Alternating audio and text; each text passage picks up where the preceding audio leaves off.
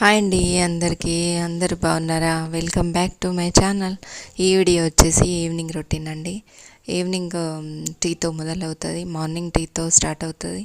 Evening కూడా మధ్యాహ్నం ఒక 2 అవర్స్ అలాగా రెస్ట్ తీసుకొని లేచిన తర్వాత టీ అయితే పెట్టేశాను. ఇక్కడ వచ్చేసి పిల్లలకి టిఫిన్ కోసం అనేసి మార్నింగ్ అయితే వంట చేస్తున్నా. అవే గొడవలు. అన్నం కర్రీ వండుతున్నా. మార్నింగే పొద్దున్నే అన్నం పెట్టేస్తున్నావు అనే లొల్లి. పొద్దునైతే అన్నం వండేసాం, మళ్ళీ ఇప్పుడు పెడితే నాకు ఇక తిట్లు ఉంటాయి. అందుకనేసి మధ్యాహ్నం 3 o'clock అలాగా పెసరపప్పు నానబెట్టాను. కొన్ని దోశకి ఇన్స్టెంట్ దోశలాగా చేద్దామని పిల్లలకి ఇన్స్టెంట్ ఇలాగ చేసి పెట్టండి. సూపర్ టేస్ట్ వచ్చింది. మా పిల్లల అయితే చాలా బాగా నచ్చిందన్నమాట. ఇదైతే దోశ మళ్ళీ ఆలు కర్రీ చట్నీ చేశాను. ఇన్స్టెంట్ అప్పటిదప్పుడే దోశ పిండి లేకపోతే ఇలాగ ఒక గ్లాస్ పెసరపప్పుకి ఒక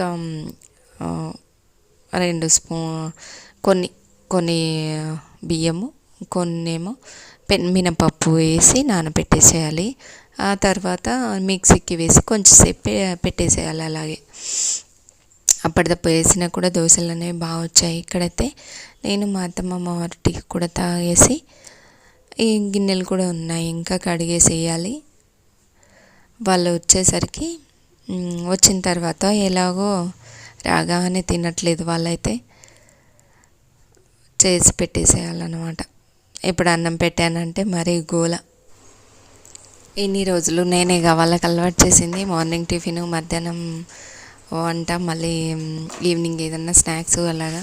ఇప్పుడు పొద్దున్నే కొంచెము తినేసి వెళ్తే బాగుంటారు అనేసి వంట చేసేస్తున్నా. అయితే ఎలాగో వాళ్ళిద్దరికి రైస్ కర్రీ వండుతున్నా. మా అత్తమ్మకైతే టిఫినే కావాలి. మా అత్తమ్మకైతే టిఫిన్ చేస్తున్నా.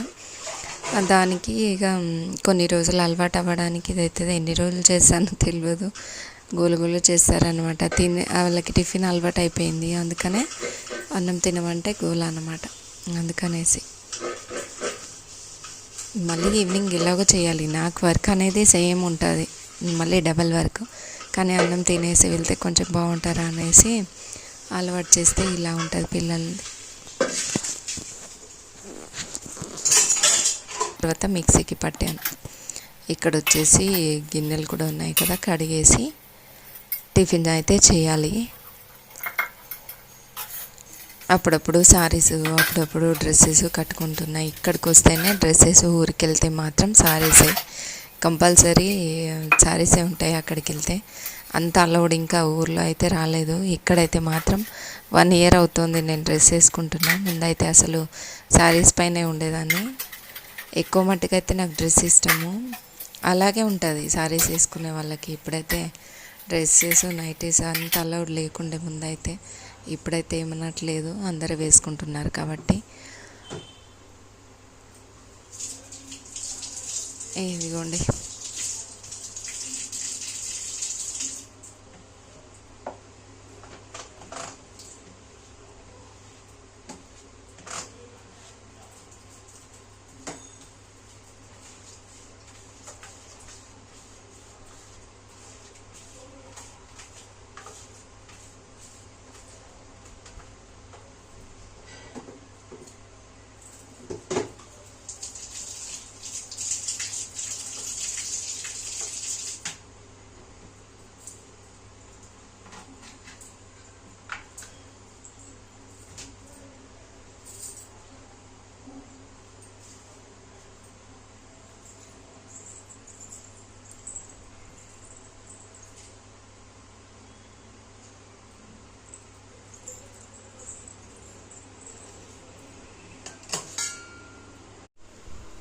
ఆలు అయితే ఉడికిపోయింది. ఇక్కడ అవన్నీ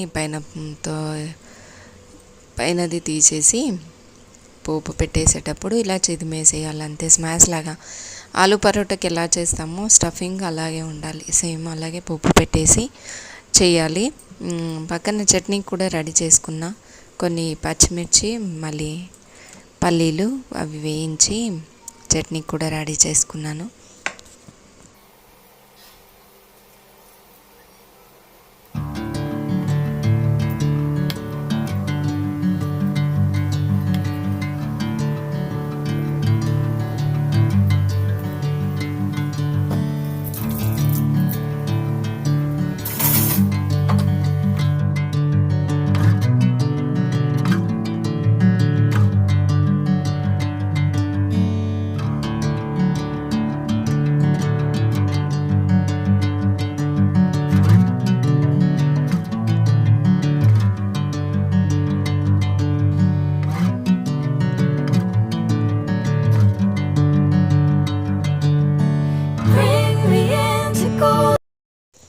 ఒక కడాయిలో కొంచెం ఆయిల్ వేసి, ఆయిల్ వేగిన తర్వాత ఆవాలు, జీలకర్ర అవి చిటపటలాడిన తర్వాత కొన్ని ఉల్లిపాయలు, ఉంటే అల్లం వెల్లుల్లి పేస్ట్, కొంచెం కరివేపాకు, కొత్తిమీర వేసి వేయించాలి. బాగా వేయించి ఆలు అనేవి అందులోనే కొంచెం కారం, ఉప్పు ఇది పక్కన పోపు పెడుతూ అటు మిక్సీకి వేసుకుంటున్న పప్పు అనేది.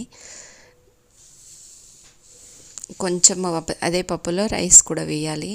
ఎన్నే రైస్, 1 స్పూన్ 2 స్పూన్ల రైసు, 2 స్పూన్ల మినపప్పు, అంతే 1 గ్లాస్ పప్పుకి. అప్పటిదప్పుడే ఇన్స్టెంట్ దోశలు, పిల్లలకి దోశలు అంటే చాలా ఇష్టం కదా, అప్పటిదప్పుడు వేసి ఇవ్వడానికి వస్తుంది. పిండి లేకపోతే ఇలాగా మా పిల్లలకు 8 రోజులు దోశ ఇచ్చినా సరే తింటారన్నమాట. ఈ దోశలు అంటే చాలా ఇష్టం.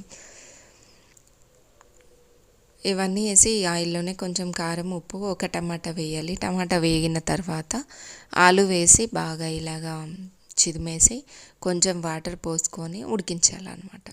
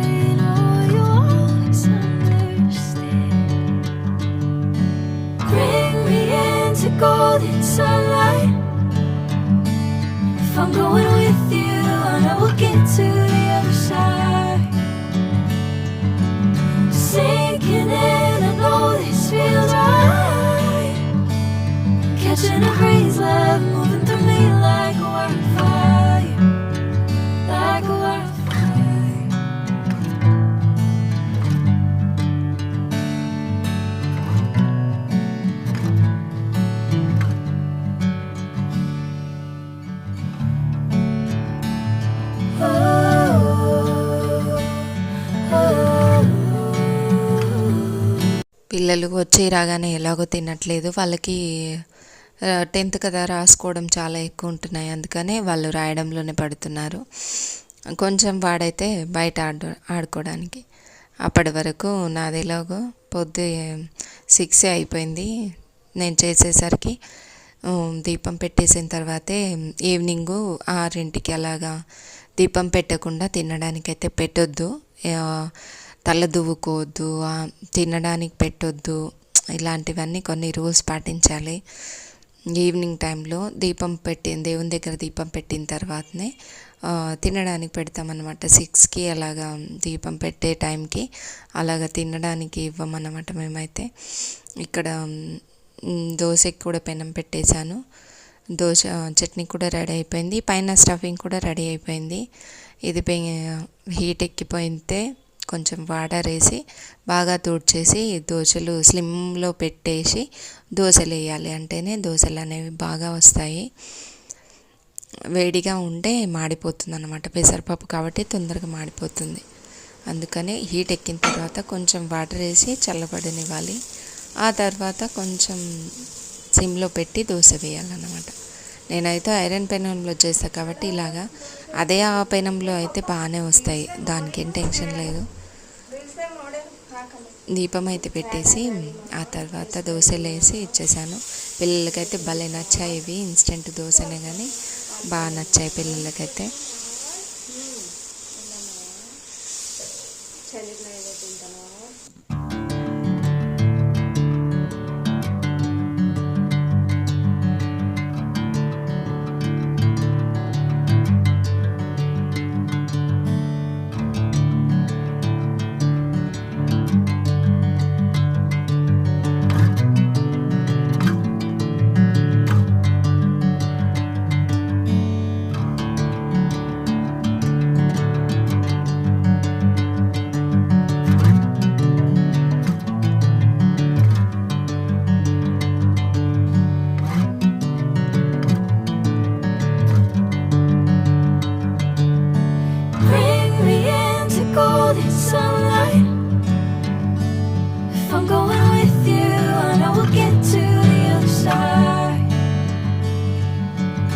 Sinking in, I know this feels right. Catching a crazy love moving through me like a wildfire, like a wildfire.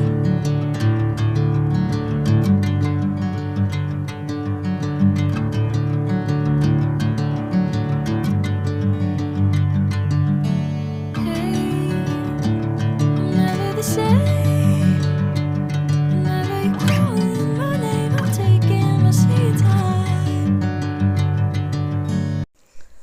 జొన్న పిండి కూడా అయిపోవచ్చింది, అందుకని ఇక్కడ జొన్నలు కూడా చెరగాలి. చెరిగేసి ఈవినింగ్ టైంలోనే ఇలాంటి పనులన్నీ ఈవినింగ్ టైంలోనే పెట్టుకుంటా. ఈవినింగ్ కొంచెం టైం ఉంటుంది కదా. ఇలాగో ఇది టిఫిన్ చేసా కాబట్టి నైట్ వంట చేసే అవసరం లేదు. మా వారు పిల్లలందరూ ఇదే తినేస్తారు, మా అత్తమ్మ కూడా. ఎలాగో ఇది వాళ్ళకి ఇక వేడివేడిగా పోసి ఇవ్వాలనేసి ఇద్దరు పిల్లలు అయితే తినేశారు. డబ్బా కూడా పిండి అయిపోయింది, జొన్న పిండి డబ్బాకు కూడా ఖాళీ అయిపోతే తోమేసి గాలికి పెట్టేశాను. ఈ దోశ వేసి ఇచ్చిన తర్వాత కొన్ని చెరిగేసి పిండి కూడా పట్టుకొని రావాలి.